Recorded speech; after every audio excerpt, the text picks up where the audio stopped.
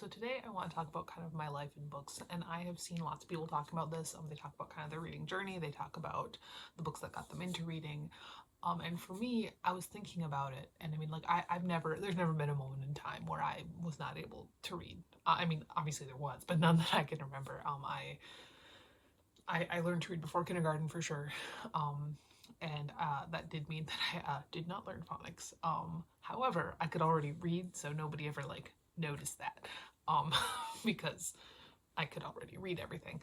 Um, and I'm sure I kind of I fumbled around a little bit. And I was able to make my way through that. And also I was in early elementary in the early 2000s, which was a little bit less phonics focused, especially if you could already read. It was more of like a if you can't read, then we're going to teach you phonics. But if you come in at 5 years old and you can read, then we're just going to kind of give you some picture books and then some chapter books when you finish the picture books too fast. But I didn't want to talk about 3 books. And these 3 books, I think, really kind of give me 3 very separate, concrete sections of my reading life. And so I was born in 1997, and my parents were both extreme, very, very much readers. There have, in my immediate family, me, my parents, my 2 siblings, there have been 3 English teachers. I've been one of them, and the other 2 have been both of my parents.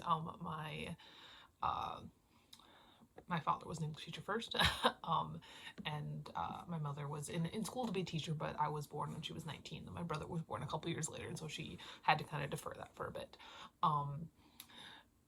And the first book that I remember reading all by myself is Monster Blood by R.L. Stine. I was probably 5 years old, 4 or 5, and I remember we were going on vacation or something, some kind of long drive, and we stopped at my grandmother's house, and my mom ran in to get me a book, and she came out with this.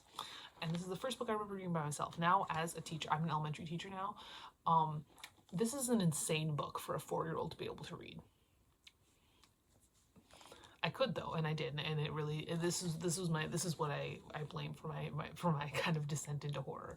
And so I read this. I really loved it. This is not the only book I was reading at that point. Obviously, Magic Tree House, Junie B. Jones. What else did I? Geronimo Stilton, sort of. That was more my brother's thing than mine, though. But mostly Goosebumps, Animorphs, somewhat. I mostly just like the Marco books. And then as I was younger, I was getting into stuff like the Sisters Grimm books, and a little bit of the Edge Chronicles, a little bit of stuff like Charlie Bone, Septimus Heap, Harry Potter. Obviously, I'm not going to hold up any Harry Potter books, but as somebody who was born in 1997, clearly that was a large part of my reading journey. And so that is really what I was reading. And I have a summer birthday. I was born in July. So when I went into kindergarten, I was barely 5 years old, and academically, I did fine.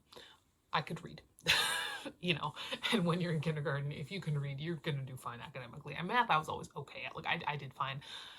A's in elementary school, B's in high school, some A's in high school too. Took my last math class as a freshman in college and haven't looked back since. But I was never really concerned with that. I did fine. It was okay. When I was in 2nd grade, like I said, I was okay academically. Emotionally, I was deeply shy. I was extremely shy. I was scared of my teachers. It was a bad situation, so I was homeschooled in 2nd grade. My mother, because she was still chasing the fact that she had not gotten her teaching license. My brother was about 4. He was preschool age. She started kind of an unofficial preschool in my grandma's home daycare. And as I was 7 years old, she couldn't leave me at home alone, especially considering we lived in the middle of nowhere. And if I had fallen out of a tree, I would have broken my leg and nobody would have found me for several hours. So what I did was I hung out in the basement, binge ate fruit snacks, and read all the teen horror novels my grandma had left over, because my mom was young when I was born, as I said, and she had 3 younger siblings. So there was a lot of Christopher Pike and R.L. Stine. And the one that I remember the most was Whisper of Death by Christopher Pike. And again, as an elementary teacher, this is an insane thing for a 2nd grader to be reading. What was my reading level? I got 5th graders who couldn't have made their way through that. And so this book, I read this one. I read Chain Letter 2, and then there were a couple of R.L. Stine books like Halloween Party and stuff like that. By that point, at second grade, this was already way too easy for me. Like, I would just speed through that like nothing. So I'd read these, and I read them over and over and over again. And this kind of introduced me to a little bit more of a little bit more detailed horror. Some people died in these ones. That was exciting for me. And so I was reading those. I started getting into Warrior Cats. I was a cat kid. I was a cat girl. I was a cat kid.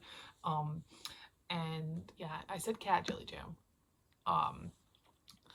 And then when I was in 5th grade, I started reading young adult.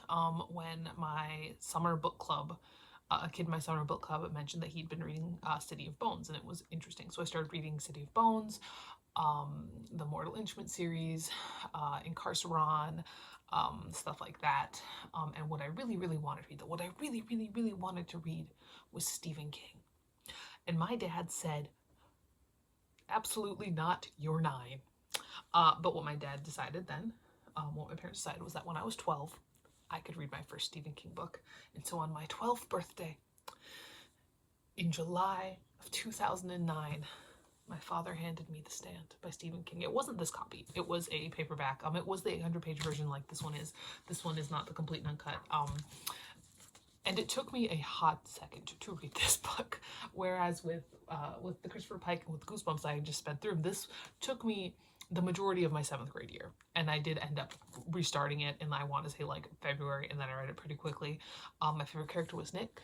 And after this one, genuinely, the majority of my high school years were filled with Stephen King.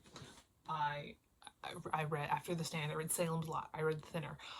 In 8th grade, I read the Bachman books, and The Long Walk just kind of took over my entire life for a hot second there. Under the Dome. The Dark Tower series, I think I finished that entire thing in high school. The Shining, Carrie, everything. It is to the point, I read so much Stephen King in high school that even though I've really slowed down on my Stephen King after I discovered other and better horror authors, I still only have 6 of them left to read for the first time. And her kid this year is going to get me to finish that up. So Stephen King was a really big turning point. I was still reading something at all. The Gone series. I read the Gone series first in high school. I was starting to get into some manga stuff. Like Bleach was my first manga. So I did Bleach. I did some Black Butler, stuff like that. I was always kind of more into anime than manga because I could pirate anime. And I pirated some manga too. Goodnight Pun Pun, the Battle Royale manga. But for the most part, manga was really expensive. So and the book will be able to have a lot of it. So there was that. And that really, these 3 books, specifically this man right here, really kind of shaped everything. Obviously, when I went to college, I branched out a little bit. I found my classics that I enjoyed. I was an English major, so I had to read a lot of classics. I had to read Germinal by Émile Zola in French class, and I loved it. I read it in French, and recently, within the past couple years, I reread it in English, and I was like, I understood more than I remember, because I remembered so much of it. I started reading Clive Barker in college. Loved him. I kind of got into some fantasy. I got into some fantasy at the end of high school because that was the sort of the big adult fantasy explosion, Brandon Sanderson, stuff like that. And then I graduated college and I started, Stephen Graham Jones, and that's really it. But I do think it really just kind of stemmed from this. And I have always been a horror lover. Always. Since I was 4 years old and my mom gave me Monster Blood, but yeah, that's kind of my life in books. That's kind of how it shaped out. That's kind of how it all happened, and that I'm gonna blame my mom for this. I didn't watch very many horror movies as a kid, honestly, because my parents, it was, first of all, we didn't have TV, really. Second of all, it's not like we had very many DVDs and stuff like that. We didn't ever go to the video store when I was little. And then when I got older and we got Netflix, it was on our Wii in 2010 or whatever. I don't know, I just didn't. I did watch my first R-rated horror movie when I was in 5th grade though, at a Halloween party. It was Satu. But I just didn't watch very many. I didn't really get into that until college. I guess late high school and then college, just because like and I do agree with the sentiment. My parents were very fine with us reading pretty much whatever within reason. I mean, he's like they made me wait till I was 12 for Stephen King. I think that was mostly due to the language and stuff like that involved. Um, but when it came to movies and stuff like that, it was like no, we gotta keep it PG-13. um, but no, that is that. That was kind of my life in books. It's just a little bit of a trip down memory lane. I'm rereading The Stand right now, and it's been a pretty good time.